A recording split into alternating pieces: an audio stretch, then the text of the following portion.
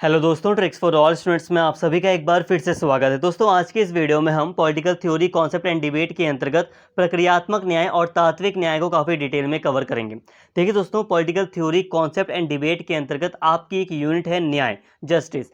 इस यूनिट में आपको प्रक्रियात्मक न्याय और तात्विक न्याय को समझना है, साथ में जॉन रॉल्स के न्याय के सिद्धांत को भी आपको पढ़ना है। अब जॉन रॉल्स का क्या न्याय का सिद्धांत है, उसके क्या आलोचक हैं, इसके बारे में ऑलरेडी मैंने वीडियो बनाई है और वो प्लेलिस्ट में मैंने वो वीडियो आपके लिए अपलोड भी कर दी है। तो प्लेलिस्ट में आपको जॉन रॉल्स के न्याय सिद्धांत से संबंधित वीडियो आपको मिल जाएगी।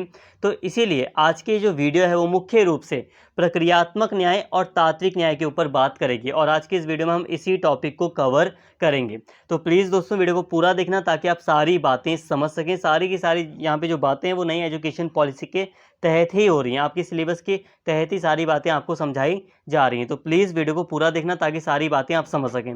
इसके साथ ही तात्विक न्याय को कहीं कहीं कहीं पर मूल न्याय भी कह दिया गया है, तो ध्यान रखना, मूल न्याय बहुत ही कम कहा जाता है, तो आप तात्विक न्याय को तात्विक न्याय ही कहें। तो चलिए दोस्तों, बिना देरी के अपने टॉपिक को शुरू करते हैं। तो दो तरह के न्याय के बारे में हम यहाँ पे पढ़ रहे हैं, एक है प्रक्रियात्मक न्याय और एक है तात्विक न्याय। दोनों ही आपको समझ में आएंगे, जब आप वीडियो को पूरा देख लोगे तब ज़्यादा अच्छे से आप समझ पाओगे। तो प्रक्रियात्मक न्याय क्या होता है, तो यहाँ पे ध्यान से सुनिए। प्रक्रियात्मक यानी कि प्रोसीजरल जो जस्टिस है उसके समर्थक ये मानते हैं कि मूल्यवान वस्तुओं, सेवाओं, लाभों इत्यादि के आवंटन की विधि या प्रक्रिया न्यायपूर्ण होनी चाहिए। कुल मिलाकर आप ये कह सकते हो कि प्रक्रियात्मक न्याय के जो समर्थक है या जो प्रक्रियात्मक न्याय है वो कहता है कि जो देश के जो संसाधन होंगे, जो वस्तुएं होंगी, जो सेवाएं सर्विसेज होंगी, जो भी प्रॉफिट कमाने का जो साधन है, जो भी तरीका है, जो भी देश में चीज़ें हैं, उसका जो बंटवारा होगा, उसकी जो प्रक्रिया होगी वो न्यायपूर्ण होगी।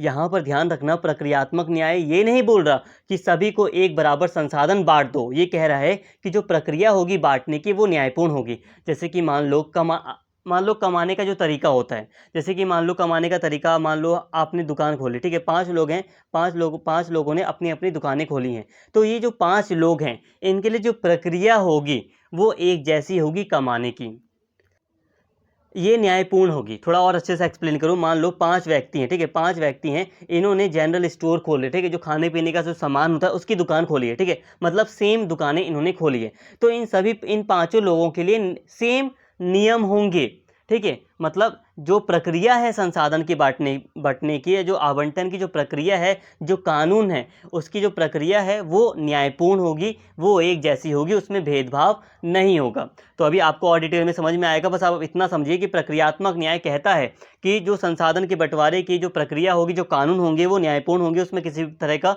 भेदभाव नहीं होगा। और इस तरह प्रक्रियात्मक न्याय को औपचारिक न्याय भी कहा जाता है। अब प्रक्रियात्मक न्याय उदारवाद के साथ जुड़ा हुआ है, और अब देखिए ये उदारवाद के साथ जुड़ा हुआ है, इसमें सभी के लिए एक समान नियम बनाने की मांग की जाती है जो सभी के लिए समान हो। अब मुख्य बात यहाँ पर कहा जा रहा है कि ये जो प्रक्रियात्मक न्याय है इसमें मांग की जाती है कि सभी के लिए एक जैसे नियम बनाए जाएं, ठीक है, किसी कोई विशेषाधिकार प्राप्त वर्ग ना हो, सभी के लिए एक जैसे नियम बनाए, जब नियम बनाए जाए, जो कानून होगा वो सभी के लिए एक जैसा होगा, ठीक है, चाहे अमीर हो चाहे गरीब, सबके लिए एक जैसा।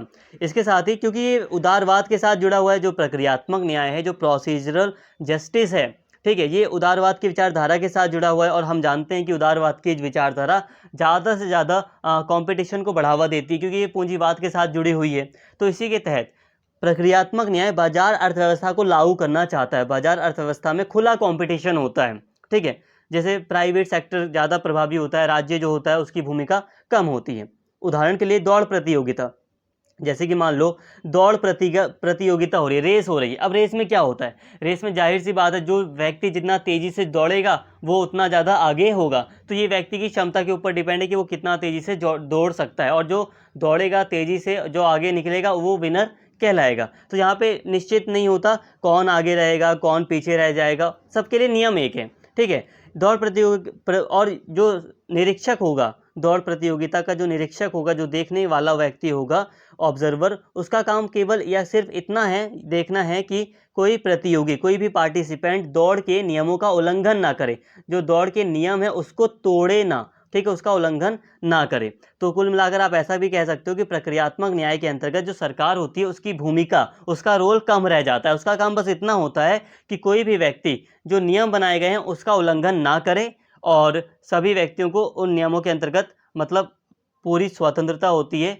संसाधन का अन करने की या अपने स्वतंत्रता का लाभ उठाने की जो प्रक्रिया होती है वो न्यायपूर्ण होती है।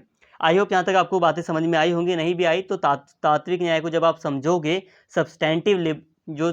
सब्सटैंटिव जस्टिस है, जब आप इसको समझोगे तो कई सारी बातें आपकी क्लियर हो जाएंगी। अब यहाँ पे बात को समझिए। तात्विक न्याय, लिबर्टी बोल रहा हूँ मैं, न्याय, ठीक है, सब्सटैंटिव जस्टिस, मूल्यवान वस्तुओं, सेवाओं, लाभों इत्यादि का वितरण, डिस्ट्रीब्यूशन न्यायपूर्ण होना चाहिए। अब देखिए, पहले क्या था, जो प्रक्रियात्मक न्याय था, जो प्रोसीजरल जस्टिस था, वो कहता था जो प्रक्रिया होगी वो न्यायपूर्ण होनी चाहिए, वो उसमें भेदभाव ना हो। लेकिन ये कह रहा है कि वितरण, डिस्ट्रीब्यूशन में भेदभाव ना हो, बंटवारे में भेदभाव ना हो। जैसे कि मान लीजिए आप 15 अगस्त या 14 अगस्त के दिन स्कूल में गए। अब स्कूल में मान लो 15 अगस्त का सेलिब्रेशन किया जा रहा है, उसके बाद आपने देखा होगा लास्ट में बिस्किट वगैरह बंटते हैं स्कूलों में, ठीक है, गवर्नमेंट स्कूल में तो नॉर्मली बंटते हैं। तो अब लास्ट में क्या होता है, सभी बच्चों को जो भी मतलब सरकार ने दिया है, जो भी मतलब बिस्किट दिए हैं, जो भी चीज़ें बच्चों के लिए प्रोवाइड करने के लिए दी हैं, तो सभी बच्चों को समान रूप से सारी चीज़ें मिलती हैं। तो वहाँ पे होता है तात्विक न्याय। जैसे कि मान लो हर एक बच्चे को स्कूल में एक एक बिस्किट दिया गया, ठीक है, एक बिस्किट हर बच्चे को 15 अगस्त के सेलिब्रेशन के लिए दिया गया, खाने के लिए दिया गया, ठीक है। तो हर एक बच्चे को समान रूप से वितरण किया गया बिस्किट का। ऐसा तो नहीं किसी को 10 दिया गया, किसी को 2 बिस्किट दिए गए, किसी को एक भी नहीं दिया गया, ऐसा तो नहीं हुआ ना। सबको, चाहे फर्स्ट आने वाला बच्चा हो, चाहे कम नंबर लाने वाला बच्चा हो, सबको एक समान रूप से जब एक एक बिस्किट दिए गए, तो आप कह सकते हो कि वहाँ पे तात्विक न्याय काम कर रहा है। तात्विक न्याय यही कहता है कि जो डिस्ट्रीब्यूशन होगा, जो बंटवारा होगा संसाधनों का, वस्तुओं का, सेवाओं का, लाभों का, वो न्यायपूर्ण होना चाहिए, ठीक है। उसका मतलब वो उसमें भेदभाव ना हो, संसाधनों का बंटवारा ऐसा ना हो कि एक व्यक्ति के पास इतना पैसा हो कि वो हजारों व्यक्तियों से भी ज़्यादा, अगर हजारों व्यक्तियों की संपत्तियों भी मिला दो तो वो बहुत ज़्यादा अमीर हो। मतलब एक व्यक्ति ऐसा ना हो जिसके पास खाने के लिए बहुत कुछ हो, बहुत कुछ, मतलब वो वेस्ट कर रहा है। और ऐसा ना हो कि एक व्यक्ति ऐसा है जिसके पास खाने के लिए कुछ भी नहीं है और वो भूखा है। तो ऐसा नहीं होना चाहिए, न्यायपूर्ण वितरण होना चाहिए। अब देखिए दोस्तों, ये जो तात्विक न्याय है वो समाजवाद से जुड़ा हुआ है। जाहिर तौर पर आपको समझ भी आ रहा होगा, ये समाजवाद से जुड़ा हुआ है। और समाजवाद की विचारधारा ही ऐसी बात करती है कि समान वितरण किया जाए, ठीक है। जो पूंजीवाद की विचारधारा है, जो प्रक्रियात्मक न्याय में काम करती है, प्रक्रियात्मक न्याय के अंतर्गत, तो उसमें हम क्या देखते हैं, वो कंपटीशन को बढ़ाती है। वो ये नहीं देखती कि कौन गरीब है कौन अमीर, वो बस ये देखती है कि सबको एक समान नियमों के अंतर्गत बांधा गया है। जो जितना मतलब अपने अकॉर्डिंग संसाधन अर्न करेगा वो करे, ठीक है। सरकार का काम बस इतना है कि सरकार देखेगी कि कोई भी व्यक्ति नियम ना तोड़े, बस। तो ये वाली जो न्याय है वो समाजवाद के साथ जुड़ा हुआ है। जो व्यक्ति या समूह स्वतंत्र या आत्म विकास के अवसरों से वंचित रहे हों, उनके हितों की रक्षा के लिए विशेष व्यवस्था जरूरी है। अब ये जो तात्विक न्याय है ये कहता है कि जो कमज़ोर वर्ग हैं, जो कमज़ोर वर्ग के व्यक्ति हैं, उनके लिए विशेष सुविधा की जाए, उनके लिए विशेष व्यवस्था की जाए। देखिए दोस्तों, ये ऐसा नहीं है कि तात्विक न्याय पूरा कहता है कि समाज में मान लो 100 लोग हैं तो 100 लोगों के पास जो संपत्ति है वो एक बराबर बांट दो। ऐसा नहीं कि बिल्कुल बराबर बराबर कह रहा है। ये कह रहा है कि न्यायपूर्ण प्रक्रिया होनी चाहिए। भाई देखो, न्यायपूर्ण होना चाहिए। न्यायपूर्ण का मतलब है कि देखो ऐसा ना हो, जैसे कि हम भारत में क्या देखते हैं नॉर्मली, आप भारत में देखिए कि भारत के लगभग 1% जो लोग हैं उनके पास मतलब उनके पास पूरे देश का, अब मुझे एग्जैक्ट याद नहीं आ रहा, लगभग 42% पैसा है, ठीक है। अब हो सकता है मैं गलत हूँ यहाँ पे, बट जहाँ तक मुझे याद है तो मैंने यही अभी रिसेंट में एक रिपोर्ट पढ़ी थी। तो 1% जो पीपल हैं भारत में, उनके पास भारत के अब टोटल लगभग 42% पैसा है। और जो सबसे गरीब जो वर्ग हैं भारत में, जो सबसे गरीब जो लगभग जो सबसे गरीब जो 50% जो भारत में वर्ग है, जनसंख्या है, ठीक है, उसके पास पूरे देश का लगभग 3% पैसा है। तो ये बहुत ज़्यादा अंतर को दर्शाता है, ठीक है। मतलब 50% आबादी भारत की ऐसी है जिसके पास पूरे देश में जितना भी पैसा है उसका 3% है। यहाँ पे मैं जो 50% कह रहा हूँ वो गरीब लोगों की बात कर रहा हूँ। जो निचले स्तर पर जो 50% भारत में आबादी है उसके पास पूरे देश का लगभग 3% पैसा है। और भारत की 1% आबादी के पास पूरे देश का 42% संपत्ति है, प्रॉपर्टी है।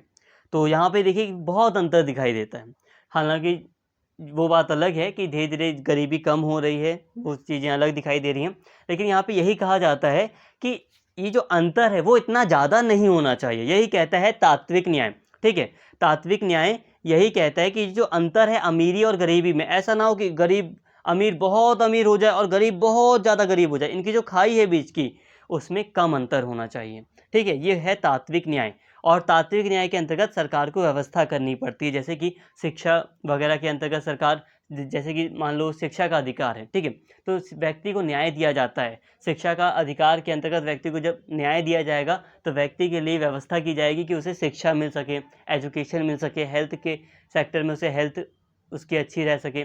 तो सरकार को स्पेशली व्यवस्था करनी पड़ती है जो कमज़ोर वर्ग के लोग हैं उनके लिए, तात्विक न्याय के अंतर्गत। और ऐसे में सरकार की जो भूमिका है वो बढ़ जाती है। उदाहरण के लिए मान लो, जैसे कि मान लो तात्विक प्रक्रियात्मक न्याय, तो प्रक्रियात्मक न्याय ने कह दिया कि सभी व्यक्ति अदालत जा सकते हैं अगर उनके किसी भी अधिकार का उल्लंघन होता है, तो सभी के लिए एक समान प्रक्रिया है।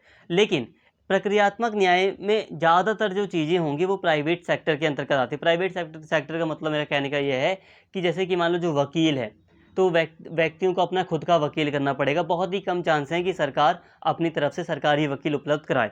लेकिन तात्विक न्याय के अंतर्गत सरकार का ये फ़र्ज़ है कि सरकार व्यक्तियों को एक तात्विक न्याय प्रदान करने के लिए व्यक्तियों को, जैसे कि अगर वो अदालत जा रहे हैं और उनके पास इतना पैसे नहीं है कि वो एक वकील अफोर्ड कर सके, तो उन्हें सरकार अपनी तरफ से वकील उपलब्ध करवाएगी या दूसरी जो चीज़ें हैं वो उपलब्ध करवाएगी। तो ये होता है तात्विक न्याय। आई होप यहाँ तक आपको सारी बातें समझ में आ गई होंगी। अब बहुत सारे बच्चे ये भी सोच सकते हैं कि सर न्याय के टॉपिक को और बड़ा भी कर सकते थे आप, लेकिन मुख्य रूप से जो आपका मेन जो टॉपिक है वो यही है, तो इसीलिए मैंने आपको मेन टॉपिक ही पढ़ाया है। ठीक है, यही आपका मुख्य टॉपिक है, यही आपको पढ़ाया है। आपको न्याय के बारे में अगर आप सोचें कि आपको अरस्तू के न्याय सिद्धांत को पढ़ना है या प्लेटो के न्याय सिद्धांत को पढ़ना है, तो ये यहाँ पर इतना मेजर सिलेबस के अंतर्गत नहीं है। देखिए, यहाँ पर अगर आपको पढ़ना है अरस्तू का न्याय सिद्धांत और प्लेटो का न्याय सिद्धांत, तो आप पढ़ सकते हैं। ये नहीं कहूँगा कि मत पढ़ो, पढ़ सकते हो। अगर आपका मन कर रहा है, आपको पढ़ना है, तो आप पढ़ सकते हो। और मैंने वीडियो भी बनाई है। अगर आप सर्च करोगे ट्रिक्स फॉर ऑल स्टूडेंट, मेरे चैनल का नाम डालकर सर्च करोगे प्लेटो का न्याय सिद्धांत, तो आ जाएगा प्लेटो का न्याय सिद्धांत। आप डाल के सर्च करोगे अरस्तू का न्याय सिद्धांत by tricks for all student, आ जाएगा अरस्तू का न्याय सिद्धांत। या फिर मैंने बड़ी बड़ी जो वीडियोस बनाई है, आप अरस्तू और प्लेटो के ऊपर अगर आप उसको भी देखोगे तो काफ़ी बेटर तरीके से आप समझ जाओगे। लेकिन अरस्तू और प्लेटो के बारे में आप हायर जो अभी आपकी जो आगे के सेमेस्टर आएंगे, आप उसमें काफ़ी डिटेल में इनको पढ़ोगे। तो इसीलिए मेजरली प्रक्रियात्मक न्याय और तात्विक न्याय को मैंने आपको यहाँ पे समझाया, यही आपका मेन था। और इसके बाद जॉन रॉल्स हैं, वो जॉन रॉल्स, उस वाली वीडियो आप देखना, उससे आपकी ये जो न्याय की यूनिट है वो काफ़ी हद तक अच्छे से कवर हो जाएगी। उम्मीद करता हूँ वीडियो आपको पसंद आई होगी। अगर वीडियो अच्छी लगी हो तो प्लीज़ चैनल को सब्सक्राइब करें, वीडियो को लाइक करें, शेयर करें और कमेंट करके अपना फीडबैक जरूर दें। Thank you.